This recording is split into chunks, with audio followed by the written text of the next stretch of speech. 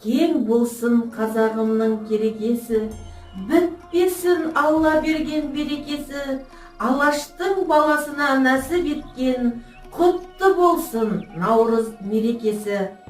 Барлық қазақ елін, соның ішінде нөмірі 157-ші жалпы білім беретін мектептің директоры Света Ағабекқызын және әкімшілікті, сонымен қатар әріптестерімді осы Наурыз мерекесімен шын көңілімнен құттықтаймын. Мереке құтты болсын. Құрметті қазақ елі, сіздерді ұлыстың ұлы күні Наурыз мерекесімен шын жүрегіммен құттықтаймын. Сіздерге отбасыларыңызға амандық, дендеріңе саулық тілеймін. Жұмыстарыңызда табыс болсын. Наурыз мерекесін қазақ халқы ерекше қадір тұтқан. Бұл мерекеде береке бірліктің, ынтымақтастықтың және татулықтың белгісі бар.